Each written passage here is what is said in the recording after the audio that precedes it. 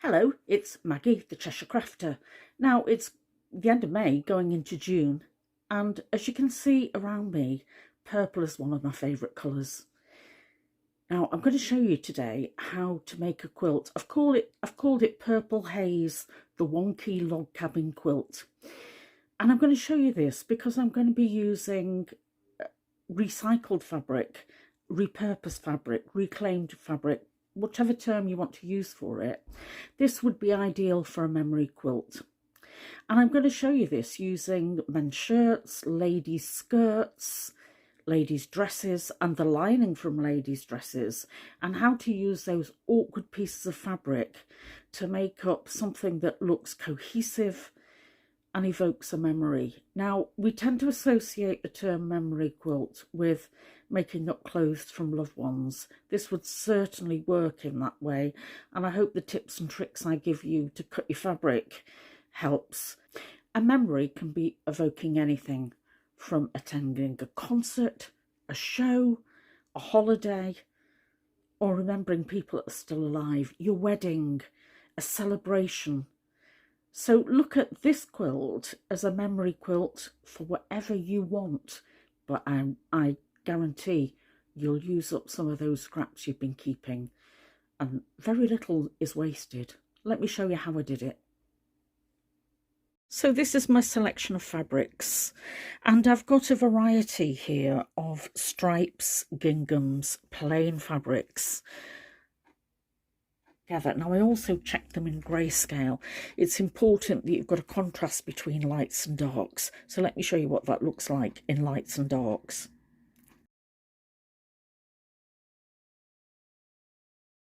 These, I'm just going to cut them really quite scrappy, but I do want long, thin pieces, around about 1 to 2 inches or maybe wider. And to use that, I'm going to use the smallest pieces of fabric from this first. So I'm going to look for a waistband, a collar, a sleeve, rather than cutting into the widest pieces of material that I can keep for future projects. There's a variation in texture from a very thin cotton to a cotton with a relief in it. And I can feel that relief too, to very smooth cottons. This one's got a tiny bit of seersucker effect in the fabric. This one includes a braid, and I might incorporate some of that braid in this quilt as well. This one, although it's a stripe, it does feel as if there's a little bit of a lift on the purple, and it looks almost velvety from a distance. What I haven't included is linen, but it's all cotton, which means I'm going to use a cotton thread to sew it all together. The thing they have in common, though, is that all these pieces need ironing first. Put them into a variety of shapes, which includes thicker, wider pieces that I might need for finishing off a corner. Not worried about the orientation of the stripes. Obviously on this one I'm going to go with the stripe. This one I might go a bit wonky donkey as well. Doesn't have to be in any specific orientation. That's the beauty of this quilt. I can do whatever I want.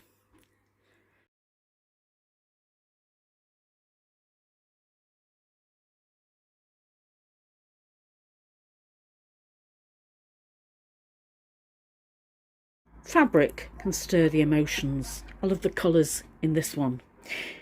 This actually reminds me of the colours of a dress that my mum had. It was very much a 1950s style, quite satiny, voluptuous skirt on it.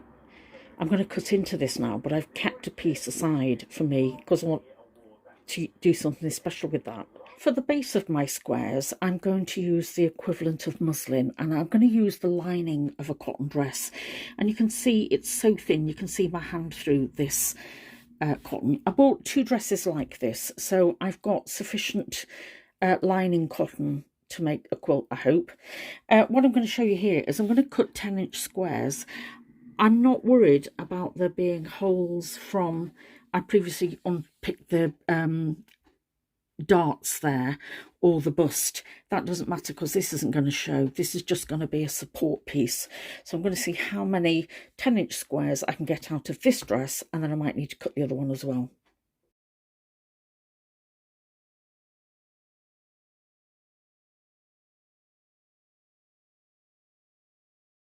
I'm going to begin each piece with this beautiful magenta fabric centrally. It's got a little bit of a pattern in it, and I'm going to put it wrong side to the muslin, and then I'm going to sew, making sure that I cover those seams that were unpicked seams. Let me show you what I mean here. And I've put my piece of fabric a little bit wonky. Now, I'm using the default settings on this machine, which means that I'm not looking at a 1/4 inch seam. The stitch length is 2. I've tested my... I'm up against Joe Swash on Chelsea Flower Show here. I've tested my tension on a piece of fabric, and I recommend that you use a piece of scrap fabric from the fabric stash that you're going to use to see how it's going to work. And I'm using a Sylko thread. This is 36 weight. Right, let's begin. This is a great example.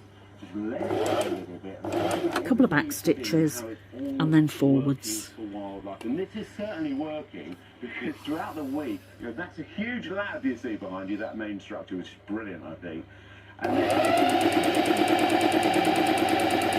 And I'm only going to the end of that fabric, reverse stitch, and then cut. Don't know where they're going to go at the end of the show, but they might. Cut my thread. All I'm going to do now is scissor cut across this fabric here. Piece is going to go right sides together, and it needs to be long enough to cover that seam. I don't actually want that central piece that big, so I'm going to cut that down a little bit, but I need the next piece to at least cover those edges. And all I'm doing is I'm going round clockwise, and I'm not sewing anything straight. I've got my pieces wonky, my seams are straight, but everything's a little bit wonky. I don't want it looking like a very pieced log cabin. Of cold. That's vernalisation. It means between about 6 degrees and freezing. That helps them produce more fruit the following year. And I'm just finger pressing as I go. Right, my next piece goes along here. I start and end with a back stitch so that these pieces won't come apart. But before I turn it over, I want to cut off the bulk of these end pieces here. I'll do that with the scissors, see if I can do that with one hand. And then I'm going to cut this flush with this piece here, approximately. This is very difficult to video while you're doing it with one hand. And this piece here, and if you cut at an angle, it means you've got an interesting angle, because this is another piece I can use later. And as you turn that back, you've created a really interesting now and challenging shape here. I'm not worried about whether the stripes are in one direction. Let's opt for this one. The main point is, as I sew it on, I start at this point and back stitch, and I finish at this point and back stitch, and make sure that I catch this piece of fabric in.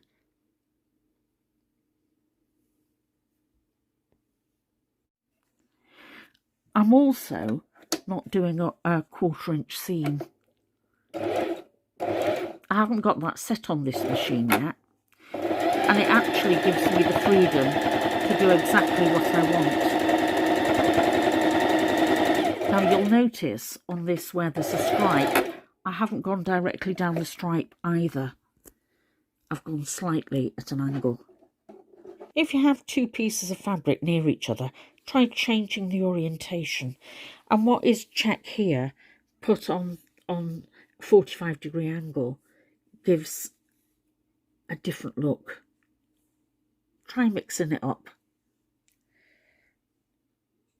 When you come to the corner that's not quite covered up, you need a piece that'll cover that. This tapered piece is ideal because when I turn it over, this wider section will just cover that corner. I'll show you when I've done it. There, just like that. That now covers that corner. I haven't yet done all the rest of it. This shows you how wonky this piece is, and that's actually how your pieces will look. This is the first project I've sewn on this new Singer heavy duty machine, and I have to say I'm very pleased with it. It's very sturdy, it's not moving, it's reasonably quiet, it's sewing like a dream. It's very easy to thread the needle and thread the machine and the bobbin. The bobbins themselves don't hold that much cotton thread, so I'm doing 2 at a time. But I have to say the reverse stitch, the cutting feature, and the overall easiness of using this machine I'm very pleased with it so far. On the finished block then, I recommend that you press before you do any cutting, and you'll see that you can't see any of the muslin, so all the edges are covered.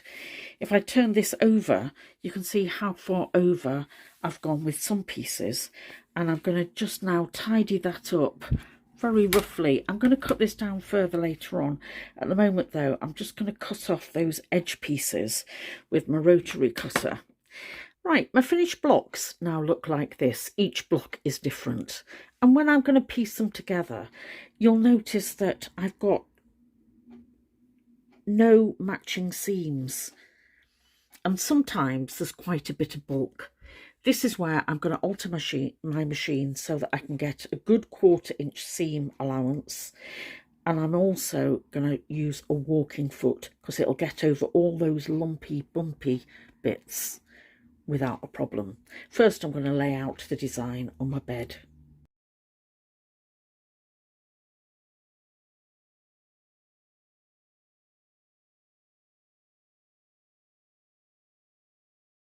To sew my blocks together, you'll see I've changed to a walking foot, and I'm using 2 tools. That's the Hemline tape and the magnet to help me get a 1/4 inch seams throughout.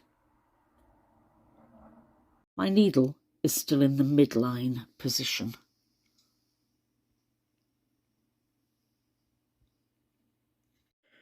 And I've changed my needle to a stronger needle. I've gone to a Dunelm 116 needle. And if I buffer my fabric right up to that edge, I don't need pins. I just need to introduce the fabric straight, following that fabric line.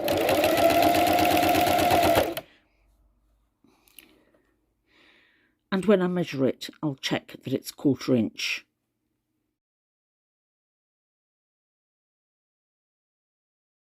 When sewing the rows together, you need to match the edges of each block, and then turn the seams one direction and the opposite direction so that they nest. A pin will help you do this, and then a pin in the end helps hold the fabric together.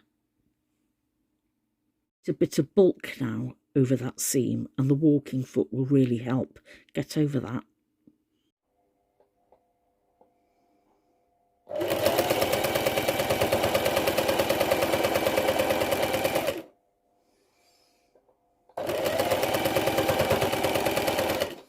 I'm sewing the blocks together in rows, and then I'm adding the rows together, 1 to 2, 2 to 3, 3 to 4 and 4 to 5. You may wish to use an extension table at this point to take the weight of this fabric. This is not too bad, I'm not needing it here. And now I'm going to press, and I'm going to press those seams in the direction that I've sewn them. And I'm using a steam iron here, and then I'm going to press on the front.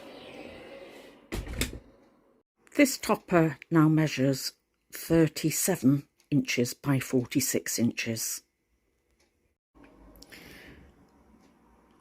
At this point, you can just add a trim and a backing, but I like to add borders, and I'm going to show you in detail on a second video how I did that. This is Maggie, the Cheshire Crafter. Come back and see me soon, won't you? Bye.